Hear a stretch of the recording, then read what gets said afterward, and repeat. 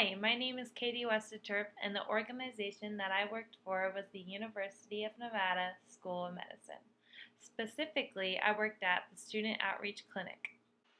The SOC was founded by the students themselves, and its mission and key goals are to provide quality health services to the uninsured populations in our area. The clinic also helps medical students gain experience that they need and further their education. The goal of Project Upstream Nevada was to identify the social determinants of health for patients at the Student Outreach Clinic. What I did at the clinic was take patients back into the waiting room and administer our survey that would help identify those needs. Some of the resources that the patients could be eligible for included access to healthcare providers, food, low-cost housing, and help with transportation needs. So Dr. Manchada, Director of Social Medicine and Health Equity at St. John's, developed the upstream approach to care because it's way more cost effective in identifying the root causes of health before people get sick. Nevada currently has the fifth highest rate of uninsured people in the nation at 15% of the population.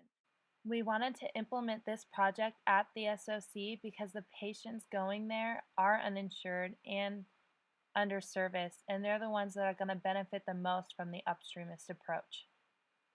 So here's an idea of some of the root causes that make people sick in the first place, and our goal is to identify them and address them so that they don't have to go into the clinic, and ultimately in the long run it's a lot more cost effective. Overall, almost all the patients surveyed in the SOC have identified with at least one social determinant to their poor health status. Many patients also request to be followed up to see if they qualify for any extra resources. So that has been the outcomes of our project at the SOC so far, but unfortunately we haven't been able to analyze the data we've collected because we just received IRB approval. I'm excited though to start looking at that in the future because then we're going to be able to identify the specific needs of our patients at the SOC.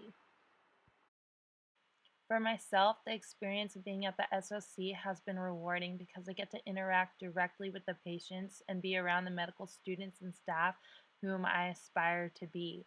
I interviewed up to 16 patients and learned that the way you ask questions and encourage them to open up about their outside needs will dramatically affect their responses. Interviewing patients at the clinic just really has developed my communication skills and understanding about different cultural issues and how to talk to patients and be able to put yourself through their perspective. Finally, I just really look forward to continuing in my internship at the SOC and helping actually follow up with patients in the future to connect them to those resources.